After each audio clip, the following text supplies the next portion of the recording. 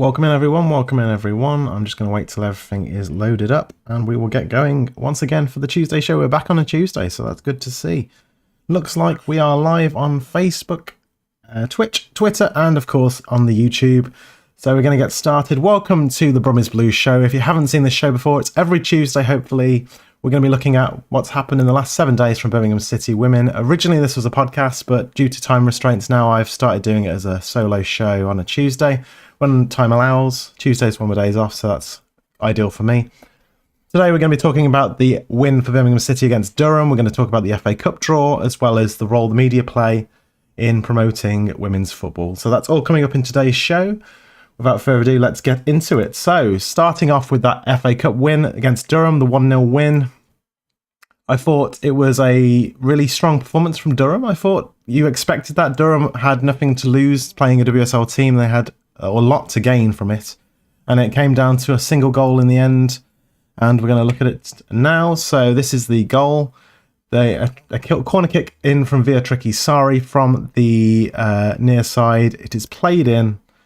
And a traditional Louise Quinn header heads the ball into the back of the net, and she continues her top goal scoring form for Birmingham City this season, the defender, the captain herself, and it's great to see her making such an impact for Birmingham City this season after coming in from Fiorentina. Obviously, we would have liked more goals in this game, but obviously Durham put in a massive performance in this game. Durham had a number of chances, really, to get something from this game. They had a goal disallowed for offside. And unfortunately, we couldn't get any more goals. And Durham showed just why they are competitive at the top of the championship and no doubt would be in the WSL if they ever get promoted. A few unfortunate incidents in this game, though. There was an injury to two Birmingham City players in the second half. We're going to look at those. Hopefully they're not as serious as they look, because I think Sarah Ewens has already suggested that her shoulder injury is going to keep her out for a foreseeable future. And Louise and Worsey's injury looked more serious, but we'll have to wait to see what the club say from that going forward. So the first one was in around the 74th minute, so we're going to go into that here. They haven't got the clock on the replays, which is a bit unfortunate for me because I had to look up the times for this, so just bear with me while I find the correct time for this incident. Okay.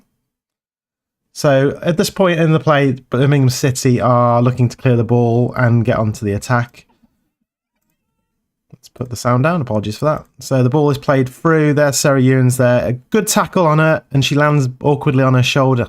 I think she puts her hands down to stop the fall. Unfortunately, maybe her foot gets caught in the turf, and then she lands awkwardly on the shoulder. But it was a serious one, and she received treatment and then had to go off injured.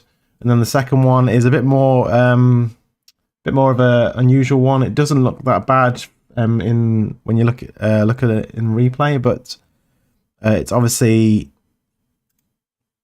has done damage. So in this instance, we're about halfway up the pitch. It's a throw in for Durham. They play it and it just ricochets off a leg. I don't know if the standing foot again is jarred by the pass that's blocked out, but she clutches her knee and then indicates to her ankle as well. So it could be one of the two, but it's obviously a bit serious, so we'll have to monitor that and see what happens going forward, and hopefully she's back before the end of the season, because Louise and Worsey is someone who's playing very well for the academy side and looks like a striker who could be potentially someone you look forward to seeing in the near future for Birmingham City in the future. So that's unfortunate for her and the team that we have to be without her for a bit. And hopefully they both come back very soon. So we wish them the best of luck in their recoveries. So the 1-0 win meant that Birmingham City would be in the cat for the quarterfinals for the second consecutive year again. And they drew the same team they did last year, which is unfortunate because it was Chelsea, the eventual winners of the competition.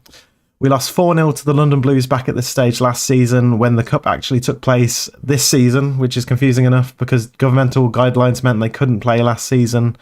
And the match took place in September, and it was a 4-0 defeat against Chelsea, and Chelsea went on to win the cup. So we're unlucky with these potential ties. We could have had Coventry United, a local derby in this against a women's championship side. We could have had Ipswich Town, a National League team who've done tremendously well to get to the quarterfinal stage of this year's competition. But we've got Chelsea and we're going to have to put up with that. But we've beaten Chelsea in the Cup before. If everyone knows, a certain friend of mine, a friend of the show, Chris Pugh, the Immortal Lines, Ellen White for Wembley, a penalty kick that sent us to the FA Cup final in about 2017, I think it was. Absolute scenes at Damson Park, that was. And who knows what could happen if Chelsea gets caught cold on a bad day later this month. I think it's the 20th of March, the next round game. Chelsea have 3 matches in the space of a week when this takes place. They play Everton away on March the 16th, then they play the cup game on the weekend, and then they have to face Spurs the following Wednesday. So possibly this could be a game where Chelsea are going to rest a few players, but it's going to be a tough one for Birmingham City nonetheless. Because hold on a second.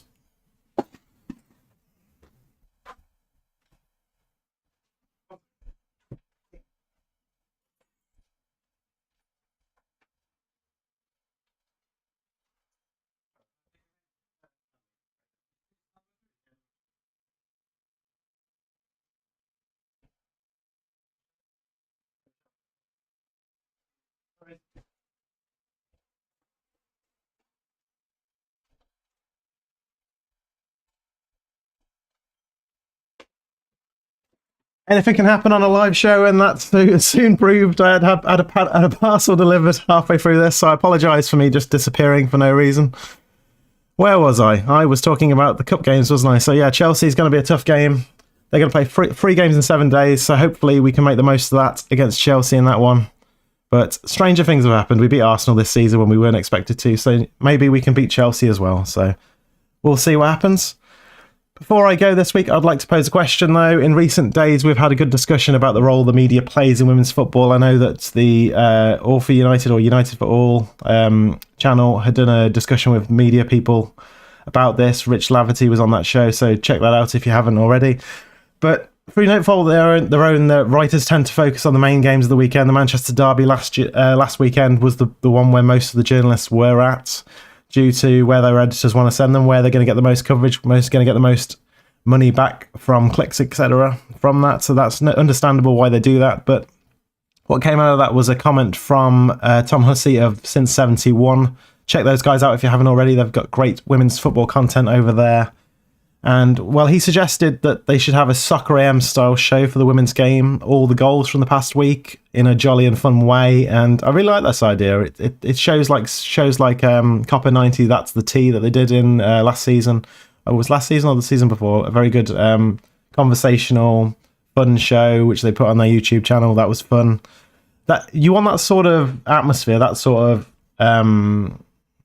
back and forth from a women's football show, but also have the goals. Obviously, due to copyright restrictions, a show like that who are looking to make money back from it for Copper 90 aren't going to do that because they don't want to get copyright strikes. But if you're doing the show for like a passion project and you want to do the same sort of